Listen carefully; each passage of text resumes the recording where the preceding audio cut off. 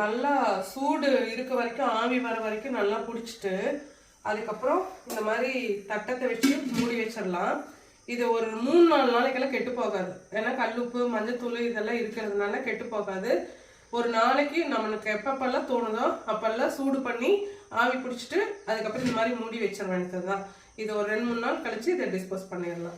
இதெல்லாம் வந்து சளிக்காகத்தானே செய்கிறோம். அதுக்குத்தான் சொல்லியிருக்கிறாங்க, டாக்டர்கிட்ட போய் மருந்து சாப்பிட்டா 7 நாளில் குணமாயிரும், மருந்தே சாப்பிடாம விட்டா 1 வாரத்தில் குணமாயிரும். உன்னோட டெக்னிக்கலாக ஃபாலோ பண்ணால் எவ்வளவு அந்த அந்த ஹீலிங் டைம் இருக்குது இல்லைங்களா, அப்போ வந்து நம்மளை கம்ஃபர்டபுளா வச்சுக்கோ. ஓகே. ஆனா கொஞ்சம் ஈஸியாவும் சீக்கிரத்துல வேற ஏதாவது பிரச்சனையும் இழுத்துட்டு போகாம இந்த சளி வந்து ஒரு ஸ்மூத்தா சளியில இருந்து நம்மள ரிலீவ் சந்தோஷம் பெரியமா கழட்டி விடு. கரெக்ட். ஓகே.